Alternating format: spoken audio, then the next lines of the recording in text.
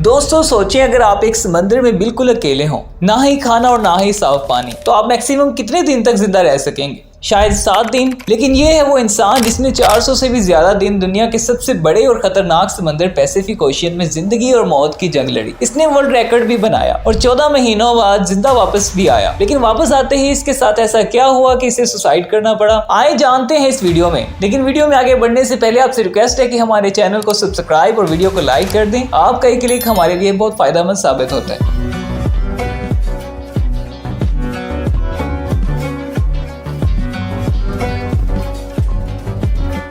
अस्सलाम वालेकुम दोस्तों, हमारी जमीन पर 71% वाटर है जो 4 ओशियन में डिवाइडेड है, पैसिफिक, अटलांटिक, आर्कटिक और इंडियन ओशियन। इनमें सबसे बड़ा पैसिफिक ओशियन है। इतना बड़ा है कि अर्थ का लैंड एरिया जो 165 मिलियन स्क्वायर किलोमीटर बनता है, सिर्फ ये अकेला ओशियन 148 मिलियन स्क्वायर किलोमीटर को निगल सकता है। पैसिफिक ओशियन में कुछ ही आइलैंड्स हैं जो बहुत छोटे हैं। अगर गलती से भी कोई इंसान पैसिफिक ओशियन में गुम हो जाए तो इसे ढूंढना तकरीबन नामुमकिन है। पैसिफिक ओशियन में 14 महीनों तक जिंदा रहने वाला इंसान है ओजी सल्वाडोर एल्वारंगा। इसके पास 7 फुट की बोट थी जिसमें सही से लेटा भी नहीं जा सकता था। लेकिन आखिर कैसे ये इंसान 1 साल से भी ज्यादा इस छोटी सी बोट पर जिंदा रहा, ओशियन की मुश्किलों को भी झीला और वर्ल्ड रिकॉर्ड भी बनाया। ये कहानी शुरू हुई थी 2012 में। ओजी 36 साल का एक तजुर्बाकार मछेरा था जो मैक्सिको के एक गांव कोस्टा ओजोन में रहता था। 17 नवंबर 2012 को ओजी और इसका एक साथी फिशिंग के लिए निकल पड़ते हैं। रोजाना की तरह अपनी 7 फुट की छोटी सी बोट पर वो ज्यादा दूर जाकर फिशिंग नहीं कर सकते थे क्योंकि बोट छोटी थी और इसमें सिर्फ एक इंजन और एक ही फर्श थी। इन दोनों ने 30 घंटों में वापस आने का फैसला किया। वो अपने सफर पर निकलते हैं। मैक्सिको के साहिल से 120 किलोमीटर दूर वो अपना जाल समंदर में बिछाने लगते हैं कि अचानक इन्हें एक खतरनाक समुद्री तूफान इनकी तरफ बढ़ता हुआ नजर आता है। वो जाल को वहीं छोड़कर बोट को फुल स्पीड में वापस भगाते हैं, मुसलसल 6 घंटों तक। लेकिन जब वो साहिल से सिर्फ 20 किलोमीटर दूर होते हैं तो इनकी बोट का इंजन अचानक खराब हो जाता है। इन्हें साहिल भी दिख रहा था और इनका गाँव भी। अभी तूफान काफी पीछे था। इनके पास एक रेडियो था जिसकी मदद से इन्होंने अपनी लोकेशन अपने बॉस को भेज दी और वहीं बैठकर जवाब का इंतजार कर रहे थे। लेकिन इनकी किस्मत इतनी खराब थी कि रेडियो की बैटरी भी डेड हो गई। एक तरफ वो साहिल को देख रहे थे और दूसरी तरफ तूफान को जो इनकी तरफ बढ़ रहा था। तूफान के साथ हवाओं की शिद्दत भी काफी तेज हो गई जिस वजह से इनकी बोट साहिल से दूर होने लगी। कुछ ही देर में साहिल भी इनकी नजरों से ओझल हो गया और तेज लहरें इन्हें खींचकर दूसरी तरफ ले गईं। इनके बॉस ने जब इनका मैसेज देखा तब तक काफी देर हो चुकी थी। लेकिन इसने एक सर्च टीम भेजी इन्हें ढूंढने के लिए, मगर हर गुजरते लम्हे के साथ ओजी की बोट दूर से दूर होती गई। तूफान की शिद्दत की वजह से ना ही वो कुछ देख पा रहे थे और ना ही कुछ समझ पा रहे थे कि वो कहाँ हैं और साहिल किस तरफ है। हैरानी की बात ये थी कि सिर्फ 4 से 5 दिनों में इनकी बोट साहिल से 450 किलोमीटर दूर जा चुकी थी। छोटी बोट होने की वजह से इन्हें ढूंढ पाना और भी मुश्किल होता जा रहा था। ना ही इनके पास फ्लेयर गन थी और ना ही कोई ऐसी चीज जिससे वो सिग्नल देकर अपनी लोकेशन बता सके। दोनों एक दूसरे को देखकर मन ही मन में ये सोचने लगे कि शायद अभी इनका बच पाना बहुत मुश्किल है। 2 दिन पहले ही इनका खाना खत्म हो चुका था और मछली पकड़ने के लिए भी इनके पास कोई चीज नहीं थी क्योंकि वो जाल पहले ही छोड़ आए थे। दोनों का भूख से बुरा हाल हो चुका था कि अचानक बोट पर एक परिंदा आकर बैठा। ये दोनों एक साथ इस परिंदे पर टूट पड़ते हैं लेकिन इसे पकड़ नहीं पाते। फिर कुछ देर बाद इनकी बोट पर एक और परिंदा आ जाता है। इस बार दोनों बड़े तरीके से इसे पकड़ने की कोशिश करते हैं और इसे आखिर पकड़ लेते हैं और इस दौरान दोनों अपनी भूख मिटाने के लिए बोट पर आने वाले परिंदों से गुजारा करते हैं। वो समंदर का खारा पानी भी नहीं पी सकते थे क्योंकि इससे इंसान मर भी सकता है, इसलिए वो बारिश का पानी बोटल्स में स्टोर करते